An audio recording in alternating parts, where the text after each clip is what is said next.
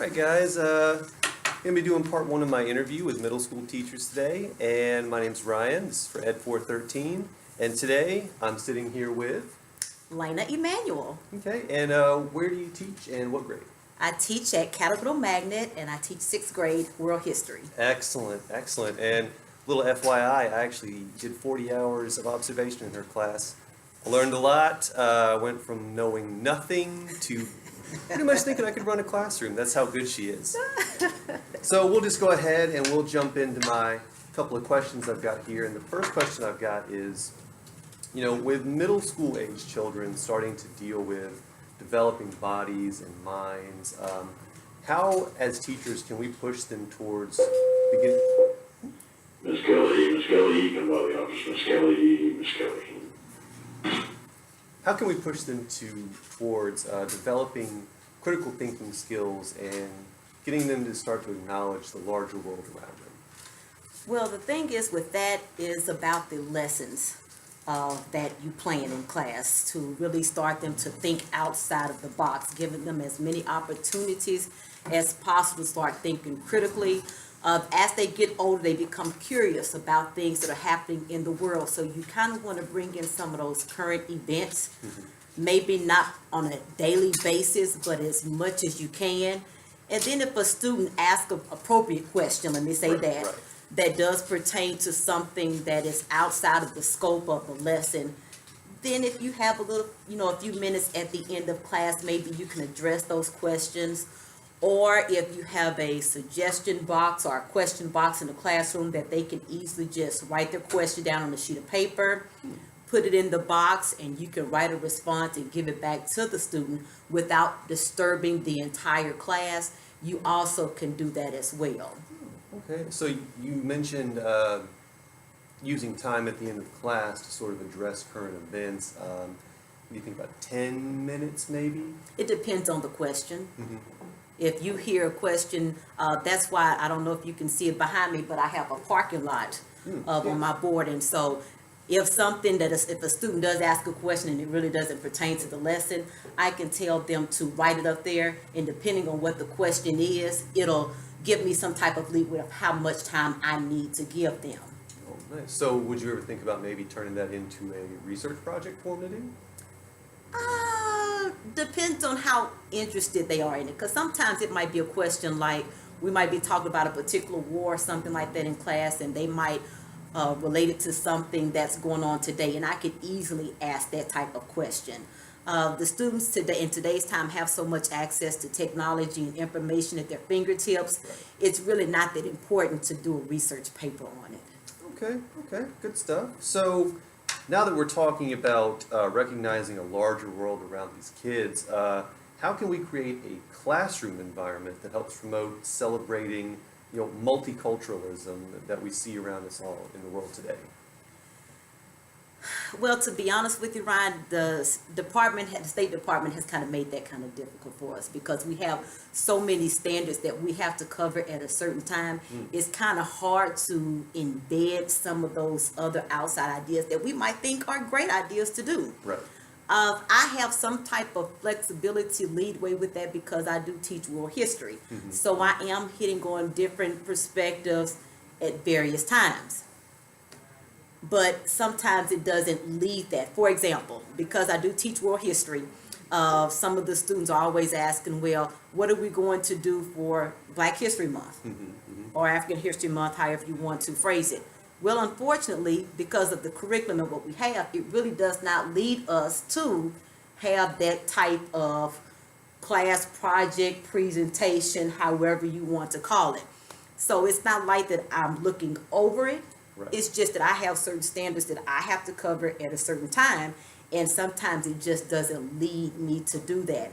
Now, in our case, we do have KCMM in the morning, and a lot of times our KCMM production does lead way to those topics and those ideas that are in the world, like, for example, Valentine's Day or something like that, or the meaning behind, Christmas or Thanksgiving, those type of things. They try to air on KCML in the morning. Yeah, because you mentioned, Valentine's Day, with these different holidays, with Black History Month, Right. St. Patrick's Day.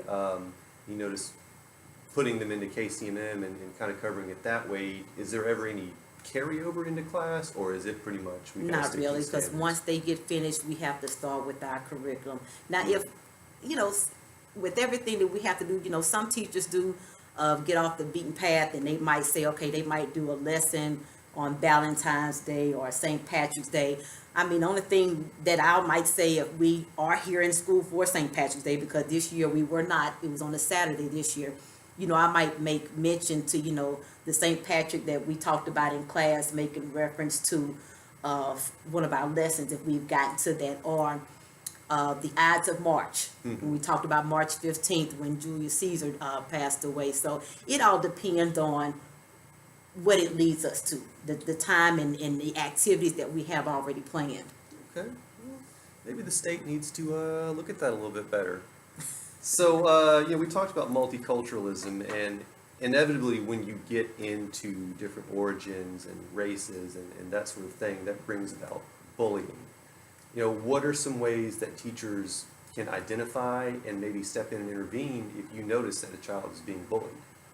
Well, some things that we look at is their behavior in class. If we see a difference as far as they used to hang with this particular group, but now they don't hang with this group anymore, Right. or if their grades begin to fall, those are just some of the signs. But our kids, I can honestly say, if it's actually going on in the classroom, they're good about writing a note to us. They might not verbalize it and say it to us, but they're good about writing notes to us, handing it to us, and it might say, this person is bothering me or something like that, and we can take care of it on one-on-one. But to be honest with you, the bullying really does not happen a whole lot in the classroom. I hate to say that a lot of times it happens in the common areas like the gym or the cafeteria, Right. or when, you know, they finish lunch and they go out to the playground and stuff like that. That's really when the bullying takes place, and we're not in those environments to really catch it and see. A lot of times we hear about the incidents after the fact. So, you know, with these incidents happening in the common areas, like you said, like the gym or outside, are there monitors outside, or I mean, is it just such a big area that there's no way you could monitor it all? There are monitors, but my thing is this: when you have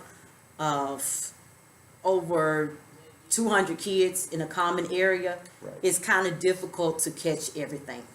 And Understand. sometimes it's not even something that you can see. Mhm. A lot of times it's the verbal actions that are really causing the bullying to take place. It's not about the physical, it's more of the words that they're saying, which eventually sometimes leads to those physical actions. Right. So, in order to just counterbalance that and cut that bullying off to begin with, you know, I know here at CMM you guys have houses for the Yes. students. How has that worked out, teaming up students together in peer groups? And also, how does that work with faculty members? It's a great way for us to get together and to do activities together, as far as across the grade levels. Because in the houses, it's not just one particular grade level, it's a mixture of all of the grade levels. And so the students get an opportunity to interact with some of the older kids. And like I said, I'm talking on a sixth grade level. And also we get an opportunity to visit and interact with some of the other teachers that we might not have an opportunity to interact with on a daily basis. And so we can feed off each other and get ideas from that. But I mean, as far as the houses are concerned, it's basically a good idea to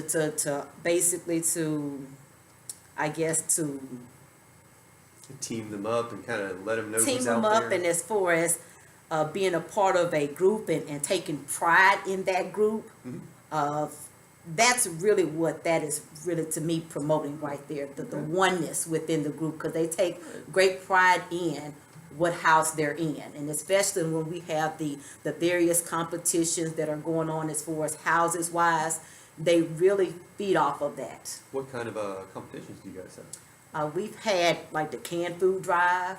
Oh, We had one with, and it's still going on with reading how many AR books that each house is reading.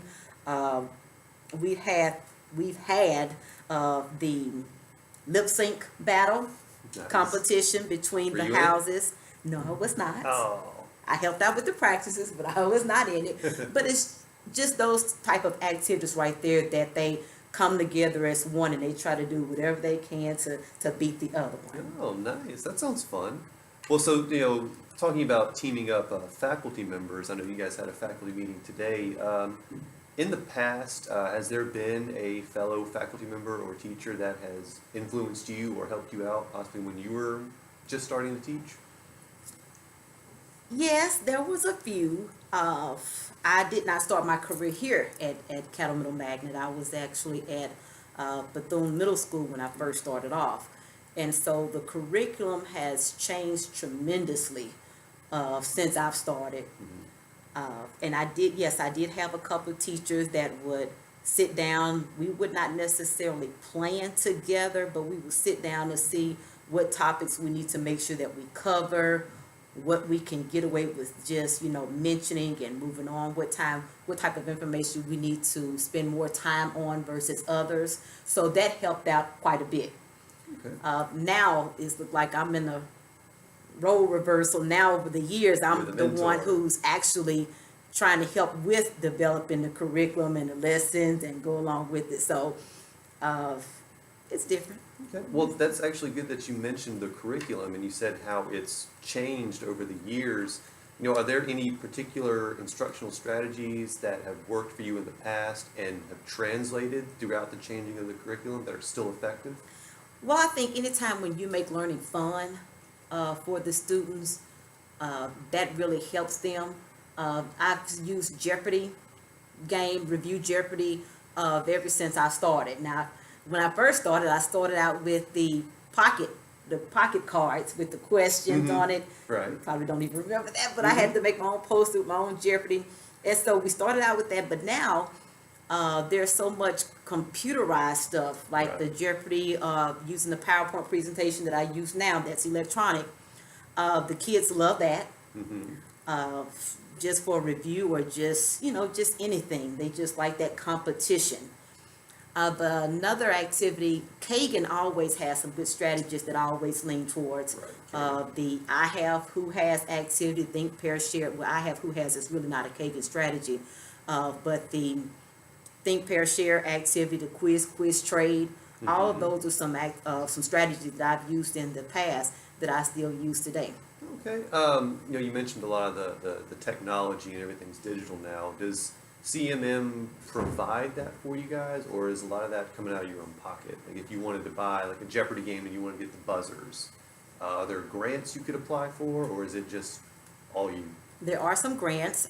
We do have classroom funds that we can use, but sometimes it's not even all about the buzzard. I even make a paper Jeopardy, because the thing is with that, you have to make sure that everybody is participating, because depending on how the groups are done, you'll have one person to monopolize everything. And the one way that I have cut back on that, I think, is that I've made a Jeopardy board on paper with the same categories and a value, and I'll give them so many seconds or whatever to write the answer down. And that means that everybody is participating.